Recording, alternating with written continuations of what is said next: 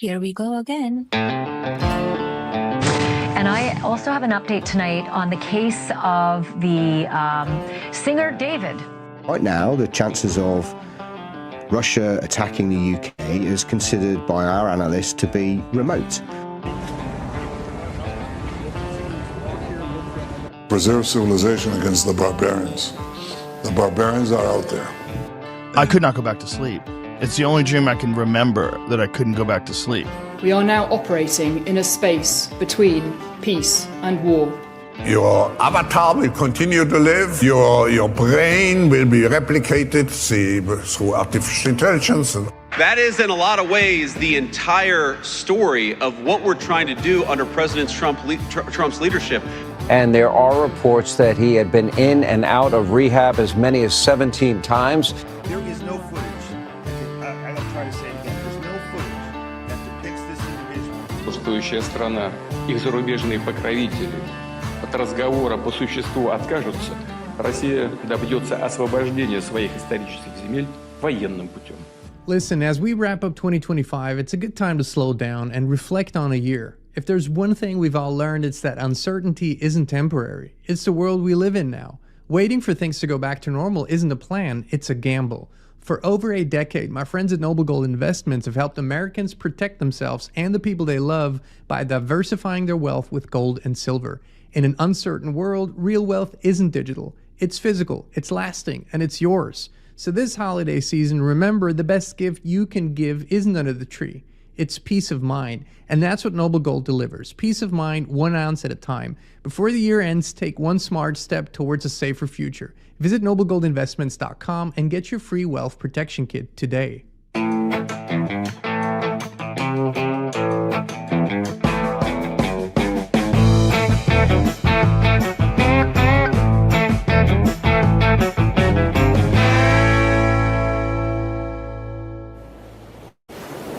Hey, Inspire Tribe, my fellow freedom lovers. It's John Nolan here. Thank you so much for tuning in. It is Wednesday, December 17, 2025, and we're going out of the Matrix into Prime Reality. Thanks for joining us on all the platforms. To our wonderful moderators, thank you from the bottom of our hearts for your wonderful work, for always showing up. And of course, my beautiful, wonderful, intelligent, wise wife, Christine, in the live chat as inspired.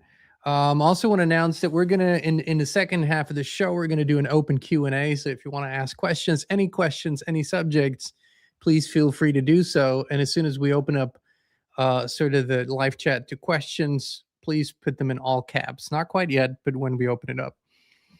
All righty, friends. Well, there's a staggering number that I found in my research lately. 3 billion pieces of content across the social media platforms every single day. 3 billion pieces of content are posted every single day. And that doesn't include comments or, replies to those comments and so forth. An absolutely astonishing number that's growing by the minute. And the biggest piece of those contents is becoming videos, of course. And a large section of those is AI created. So this is just a little bit in a nutshell. And you or me or anyone who's a keen observer and pattern, searcher for patterns might ask, well, how the hell did we go from some 20 years ago where, very few videos were posted, for example, and the amount of posts was much, much lower to where we are today. And you can't understand what's happening before you understand how this reality is created, and that's what we're talking about here. So right now the world is undergoing a reset, and that's such a trigger word, but reset is, it's a period. It's not a one-time thing. It's a period, and we're in a reset period. So the story of the world, the story of the human family, the story of our reality is fundamentally changing.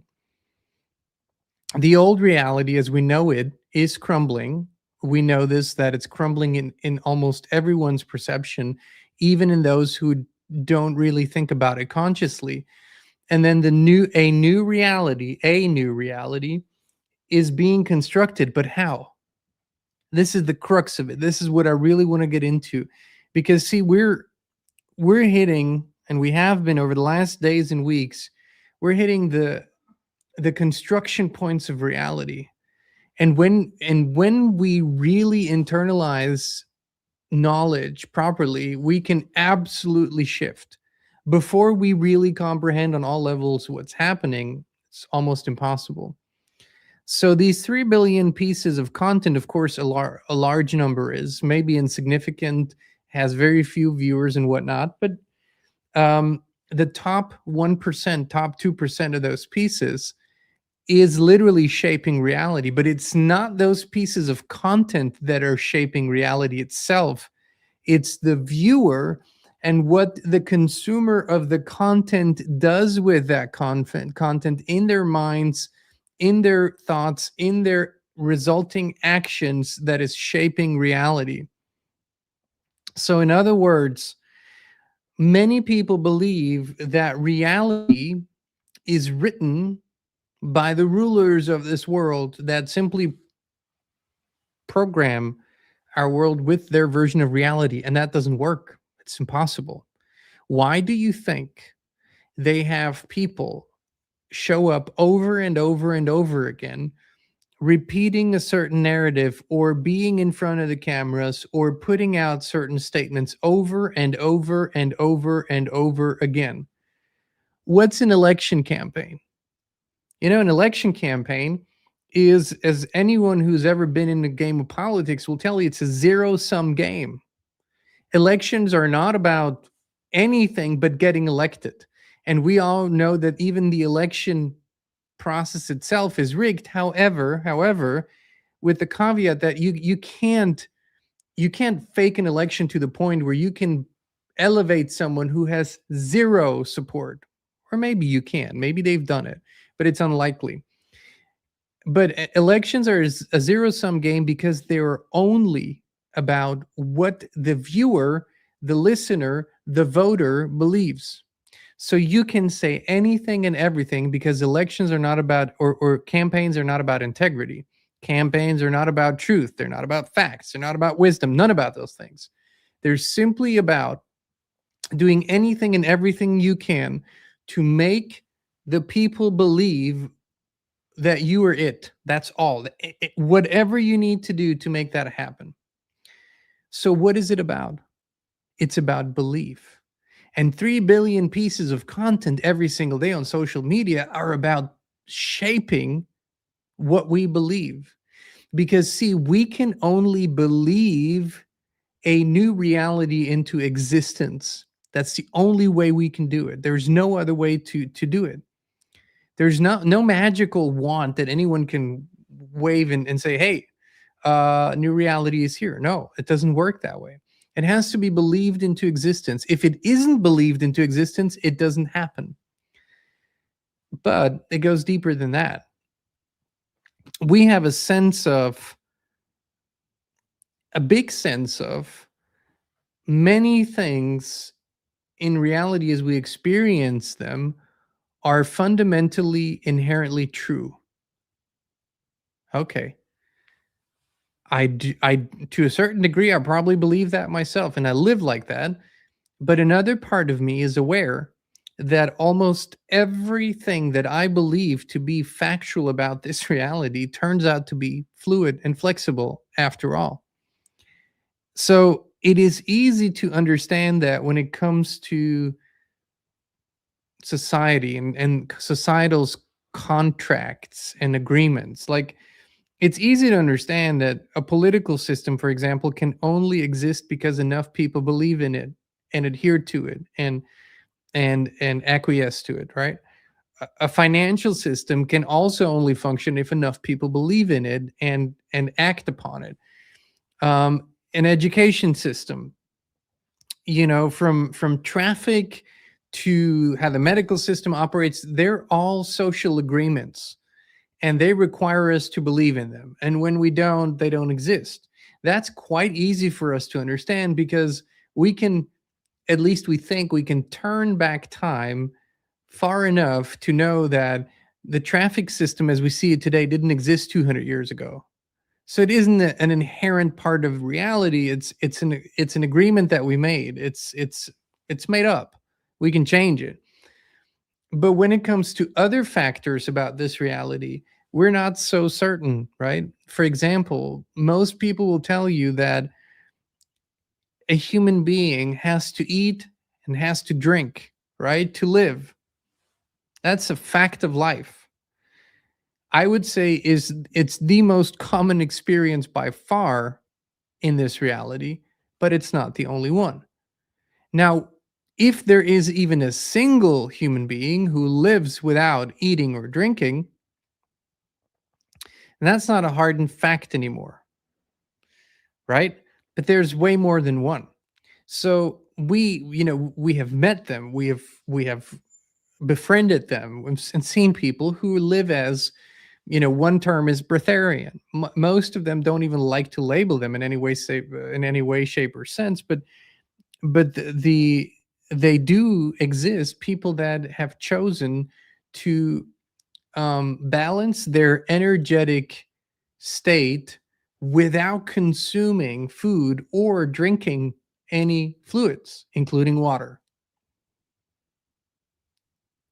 So, is it then true that we need to drink and eat to survive? Is that true? Is that a fact, an irrefutable fact? Or is it, after all, a very, very hardened belief? You see where I'm getting with this. It is said that the human who lived the longest, as far as we know, in recent human history, is somewhere in the 120s, 128, 127, something like that. And we consider that kind of age as extremely long and probably at the limit. So that is what we consider a fact. Like if you were to go out and say, well, there's people who live 200 years, people say, no, that doesn't exist. That doesn't happen. So it's a fact of life that humans can get older than, and then they'll tell you a number. But outside of mainstream science and outside of the mainstream, there are plenty of people and at least circumstantial evidence, because these folks didn't necessarily care about having their birth recorded somewhere and having a birth certificate, of people that live hundreds and hundreds of years. So then the question is it a fact of life that we can only go to 100, 110, 120? Or is it a very hardened belief, but not necessarily a fact of life? The same is true for the laws of physics, the Newtonian physics, if you want to call it that, which are being questioned, by the way, right now, even in the mainstream. But, it is said that, for example, gravity is a fact of this reality. And yet there have been people time and time again who have levitated. I have myself seen someone levitate in meditation with my own eyes. I've seen that person. We were in a room, we were doing a group meditation. It was very intense, and at some point during the meditation, I felt compelled to open my eyes, and I saw him levitating. The guy who was leading the meditation, who was, also the breatharian, one of the breatharians we know, and he was levitating like about this high above the ground. So, in other words, I am not willing anymore to say that anything within this reality is 100% a fact and can't be changed.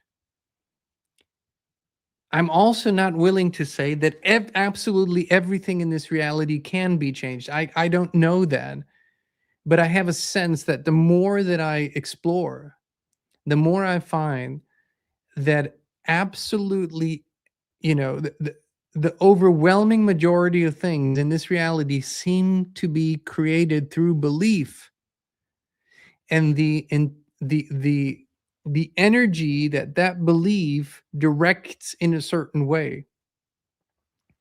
And if enough people, through whatever means, consciously or subconsciously believe or are programmed with a belief, it seems to be an experienced reality that we can all share, that we can all sort of agree on. But it doesn't necessarily mean it isn't changeable. And we're seeing this time and time again in history when countries are changing their systems.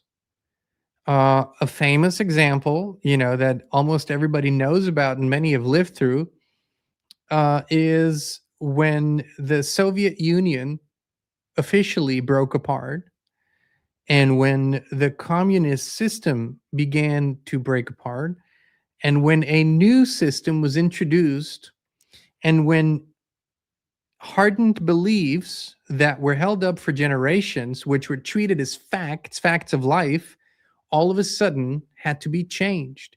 So the population and the Soviet Union was a massive union, various countries and still different cultures and languages.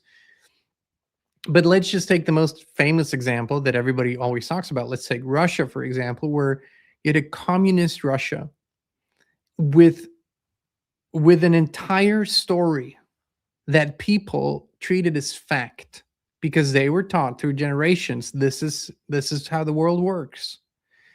Then that system was torn apart.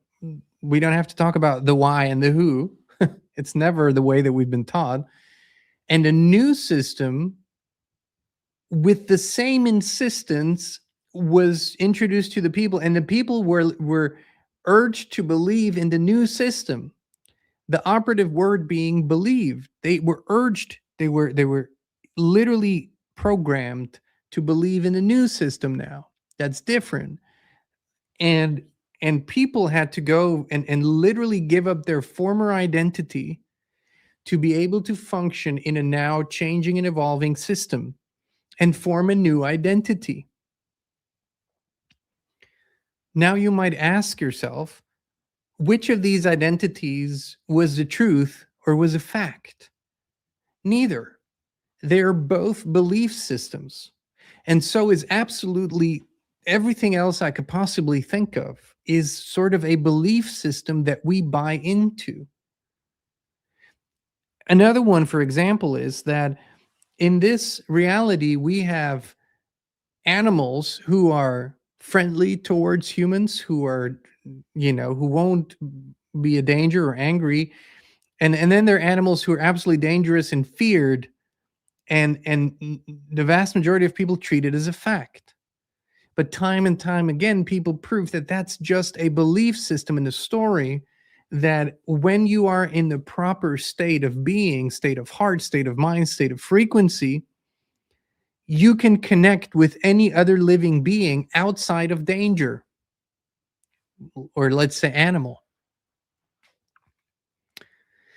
So to go back and understand, comprehend what is unfolding is with the advent of social media, with the advent of the internet, with the advent of video platforms and technology that was given to us that looks like, the smartphones, the tablets and everything, we now have 24/7 perception manipulation in our hands and in front of us without really realizing that that's what it is. We think we're looking at information when really we're being brought into formation. We're being input into form, into a new form. And the reason why this is so important is, what happens if we do not believe the new stories that we're being told?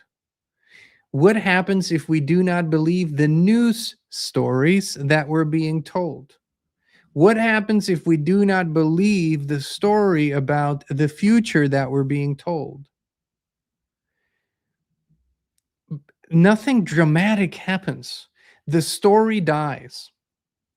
And time again, I have observed stories come up, because here's how they do it. It's nothing like it's nothing different from Madison Avenue, you know. And for those of you outside of the United States, Madison Avenue has been in the 20th century the synonymous with advertising in the United States.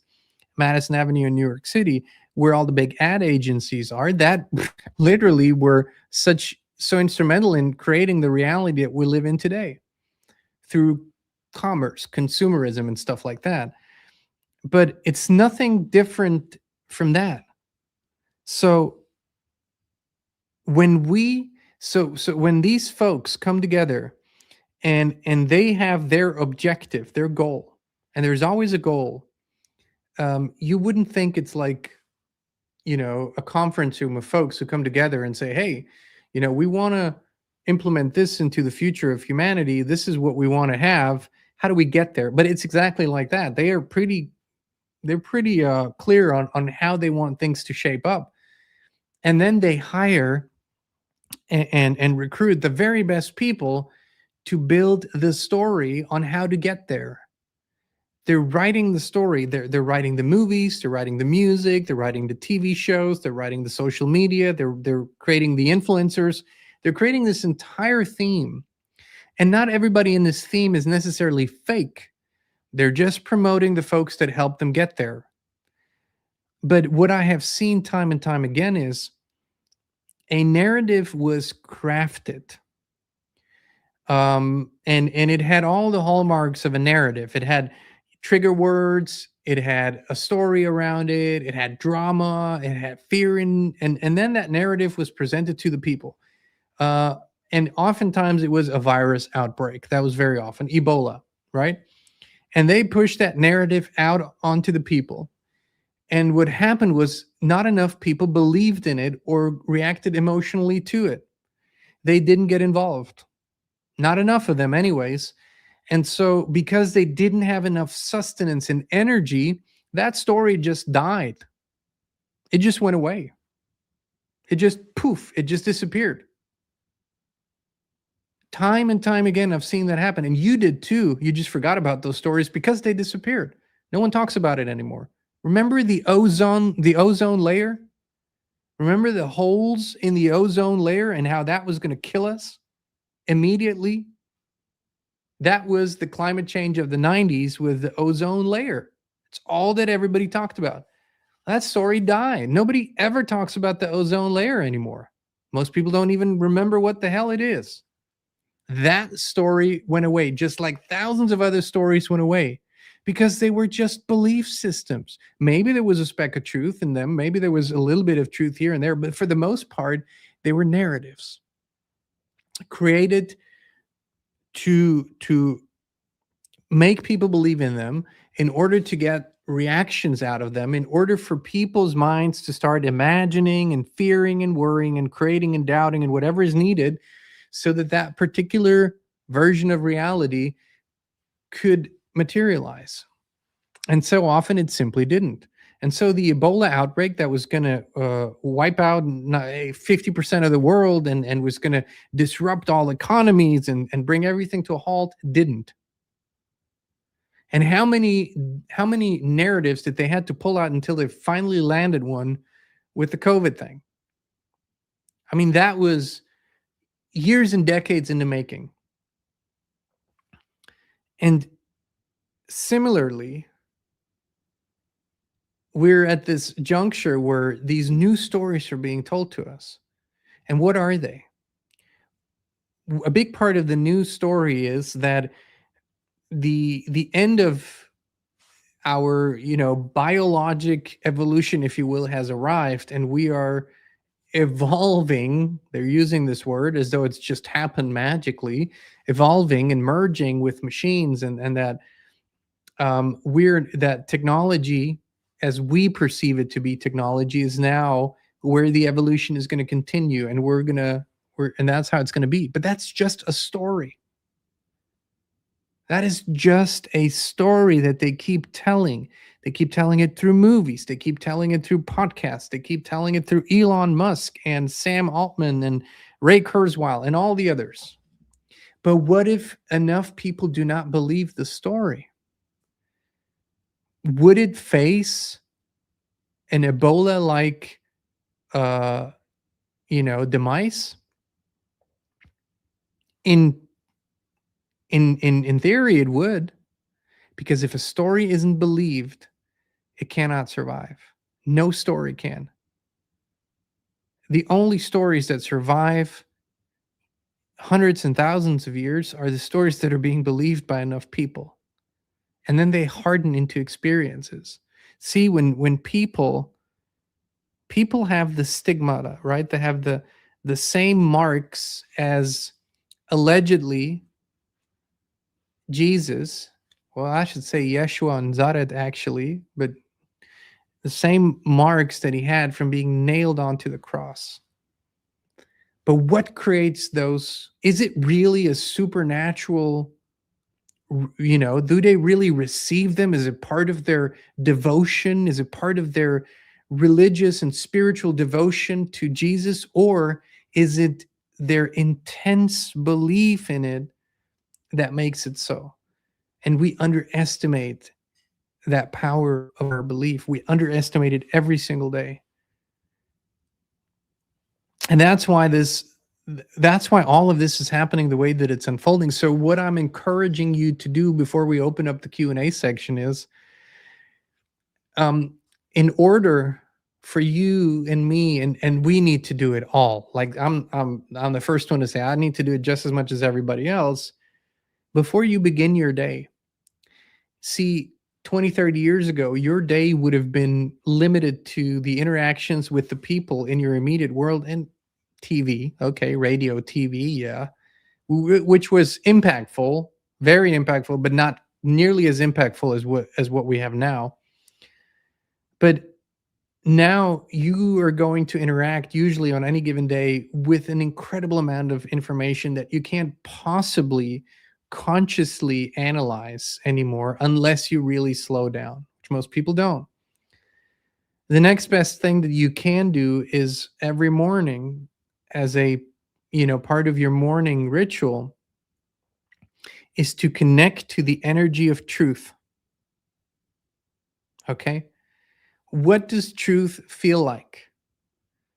And you don't have to imagine a scenario, but just what the energy of truth feels like. The energy of truth is eternal because truth can never be extinguished. The energy of truth is pure. The energy of truth is clear. So when you connect with that energy and you anchor it in, now when you go through your day, your meter will be sharp. Like your gauge will be sharp. It will be very clear. It will be calibrated. And then when you hear things, it's like anything that is manipulating you, wanting you to believe something, wanting you to in any way, shape, or form deceive you, it will be almost repelled from you. You will repel it because you're tuned into the energy of truth. This is happening on an energetic level more than it's happening on a conscious or thought level. But it's a very, very powerful tool because I'm seeing such an acceleration, such an intensification. It's mind-blowing. It's insane. And it is not a reflection of the world that I'm experiencing when I'm actually talking to people. Actually, that's and you've seen it. We recorded an interview with David Icke yesterday. It's going to come out in the next days, but that was our off-camera conversation after the interview. Was we both have the experience of there's one thing that we observe in the world of the internet and social media, and then there's a lot, a different world that we experience when we interact with people. The depth, the beauty, the expansion, the awareness, the consciousness. It's two different worlds. And the internet is losing that battle to a large degree. Ironically, I'm sharing this over the internet. Don't get me wrong, I get that. But the point here is 3 billion pieces of content are being created every day. And the ones that are most visible, the ones that are algorithmically pushed to all of us, are the ones who are supposed to tell us a new story about the world that we live in, about ourselves, about our future. And we are the ones who can either interact with that story, believe it, fear it, worry about it. All of these are very powerful things, and harden it into experienced reality, or we can give them the Ebola treatment and sort of let them bounce off and go, no, that it ain't so. And that takes practice, it takes awareness, it takes presence. And it's one of the most powerful things we can do. All right. Now I want to open it up to Q&A, open Q&A, anything you want to ask. That doesn't mean I'll answer everything, but here we go. Charlotte Gerson, is it possible that all the lies flooding YouTube currently is designed to make us stop believing everything and be in a state of confusion? Well, that is a continuation of this conversation. Thanks for asking this question. So the confusion state is not supposed to be a permanent state. So when you want to rattle the cage, when you want to shift into a completely new belief system, you usually can't go from one into the other. You have to create a period of chaos and destabilization. And if I want to, go back to the example of the Soviet Union, they didn't just announce it overnight. It was a period of destabilization. The old stories were being questioned. The old reality was being disassembled.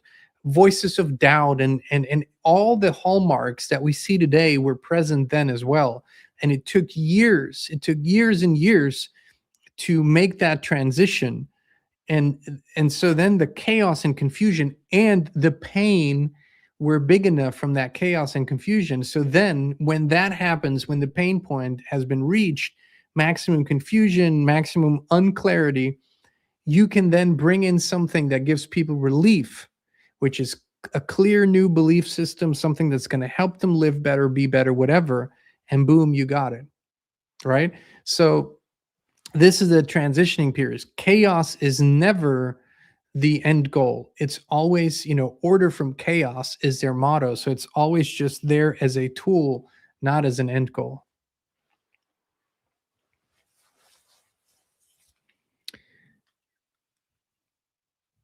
Who ate my hat? What is your opinion on ayahuasca DMT? Can you access same benefits with meditation? I can't speak on DMT or ayahuasca because I haven't done it. So I can't speak on those experiences.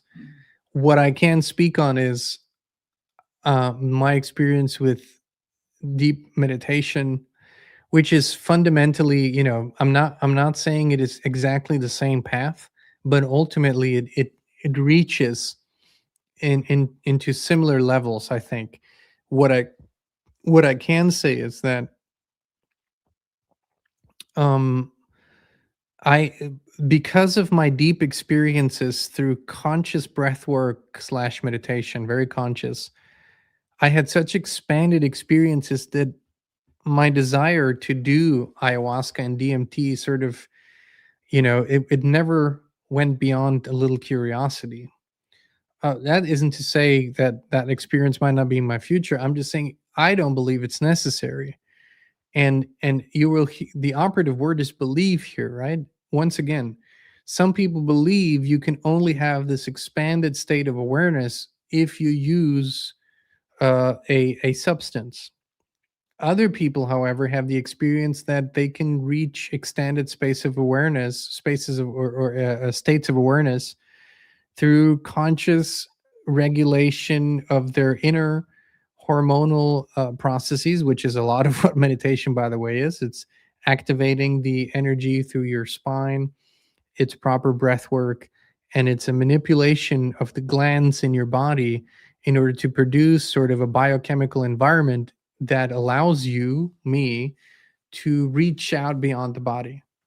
So in other words, these are usually sort of two streams of approaches, and I don't want to make anyone wrong. I'm just more drawn towards that one I just described. All the questions for today. Good. Man, that's wonderful. So I want to thank you. And if there's nothing else or no one else that has a question, I'd love to know, for those of you who come later, today's subject to me is probably one of the most important things that we can explore deeper, because it goes to the crux of absolutely everything. It's like when you open this box and really dig and really explore and really discover, everything begins to shift in your thinking. I don't want to make any absolute statements, but this statement that virtually all of our reality is created through our beliefs, that's and so far I simply couldn't prove myself wrong on it. I'm not as far as to say I can prove myself right, but I can't disprove it. Not yet.